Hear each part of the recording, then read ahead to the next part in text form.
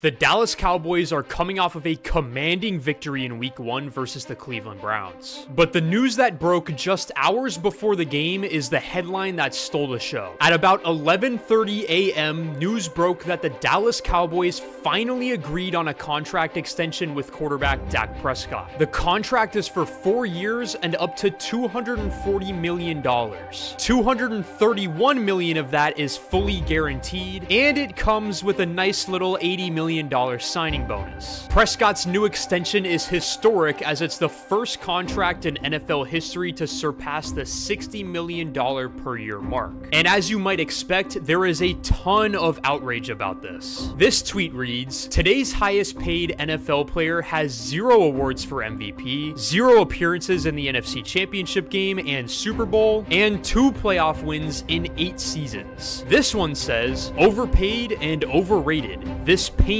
me as a Dallas fan." Well, it really shouldn't, because this was the best move that the Cowboys could have possibly made. They would have been morons to let Dak Prescott walk in free agency, and here's why. If the Cowboys were to get rid of Dak, who would they get to replace him? Because whoever they replace him with, they need to be 100% sure that this quarterback can at least get them to the NFC Championship game, if not the Super Bowl. So where's the Super Bowl winning quarterback at? Are they going to find him in the draft? I don't think so. This team is probably going to be drafting in the back half of the first round this year, so they definitely won't be able to grab a quarterback in the top 10. And to be honest, this quarterback class appears to be fairly weak right now if you ask me. And even if it wasn't, the odds of you drafting a Super Bowl worthy quarterback in the first round are very slim. Since 1970, just over 45% of first round quarterbacks have made a Pro Bowl. Only 7% of them are first team All-Pros. And with Dak Prescott,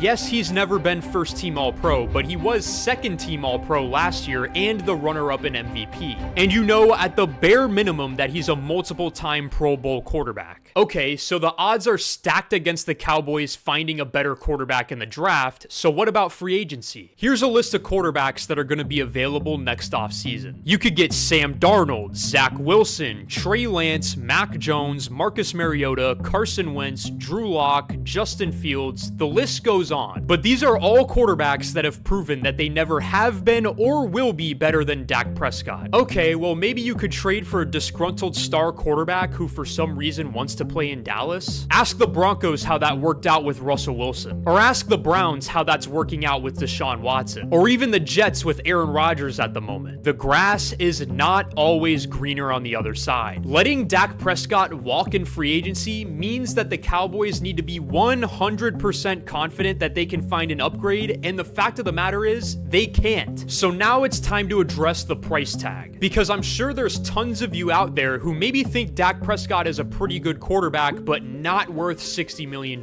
per year. And while I understand that it is extremely hard to fathom this, he is worth it. Let's take a look at the current quarterback market. First is now obviously Dak Prescott at $60 million per year. Then it goes Trevor Lawrence, Joe Burrow, and Jordan Love all at $55 million per year. Then Tua Tagovailoa and Jared Goff at $53 million per year. And if you ask me, Dak Prescott is more valuable than all of these quarterbacks. None of them have won an MVP award. None of them have won a Super Bowl. Heck, even one of these guys hasn't even won a playoff game. The only one quarterback that you could argue is better than Dak Prescott right now is Joe Burrow, who is now coming off of his second season-ending injury in his career. And honestly, he didn't look too hot in Week 1. So Dak Prescott, coming off of a career year statistically, where he threw for over 4,500 yards, 36 touchdowns, and kept his interceptions in the single-digit range, definitely deserves that type of an extension, because that's how much a franchise quarterback costs these days. And before the end of his 4-year deal, he'll definitely be outside of the top 5 highest paid quarterbacks. This also isn't mentioning that the league's salary cap had an unprecedented increase in 2024. Normally, the salary cap goes up about $10 to $15 million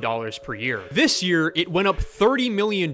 So a lot of these contracts are going to seem inflated, but it's simply because the teams have more money to make these deals. So yes, It seems outrageous, but $60 million per year is the right price tag for Dak Prescott. And when it comes to the Cowboys, it's trendy to criticize them. They get a lot of attention, which means they're also going to have a lot of haters. And they're also coming off of a pretty embarrassing loss at home in the wildcard round against the Green Bay Packers last year. After that game, many people were calling for the Cowboys just to blow everything up. But here's the facts. Dak Prescott is 73-41 as the Cowboys starter. His career passer rating of 99 is higher than all of the top 10 highest paid quarterbacks. He has thrown 202 touchdowns to 74 interceptions. He averages about 258 yards per game through the air, and he's a great leader. If he was doing this for the Buccaneers or the Seahawks, we would all be talking about him like a top 10 to 5 quarterback in the league. He has one flaw, and that's that he hasn't gotten over the hump in the playoffs with a 2-5 record. But let me ask you this. Why does Lamar Jackson get a pass for having pretty much the same record? A lot of people consider Lamar Jackson to be the second best quarterback in the league. He's been on a team that has had a top 10 defense pretty much his entire career, and he also is 2-4 in the playoffs. Dak averages 280 yards per game in the postseason, and he has a 2-to-1 touchdown to interception ratio and a 91.8 passer rating. That's really not that bad. What is bad is that the Cowboys have allowed an average of just above 27 points per game in all 7 of Dak Prescott's postseason starts. That doesn't exactly help.